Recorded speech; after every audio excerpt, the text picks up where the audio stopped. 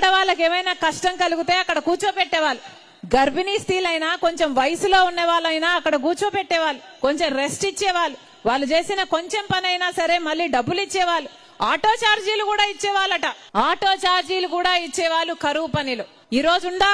ఈ రోజు ఎలా ఉంది కరువు పని? ఎక్కడికి వెళ్ళినా, ఏ గ్రామానికి వెళ్ళినా ఏం చెప్తున్నారో తెలుసా? అమ్మా, కరువు పని పూర్తిగా నాశనం అయిపోయింది, అసలు పని ఒకడు చేస్తున్నాడు, డబ్బులు ఇంకోడు తింటున్నాడు అని ప్రతి గ్రామంలో చెప్తూనే ఉన్నారు.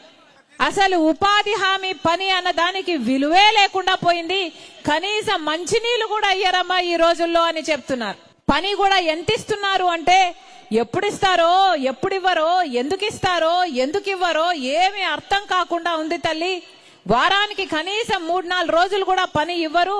ఒకవేళ పని చేసినా కూడా ఆ వేతనాలు కూడా 2 నెలలు 3 నెలలు పేమెంట్ పడ్డానికి సతాయిస్తూనే ఉన్నారు అని ప్రతి చోట చెప్తూనే ఉన్నారు. అంటే ఉపాధి హామీ పనిని, ఉపాధి కరువు పనిని ఎంత నీరుగార్చారో పాలకులు అర్థమవుతోంది.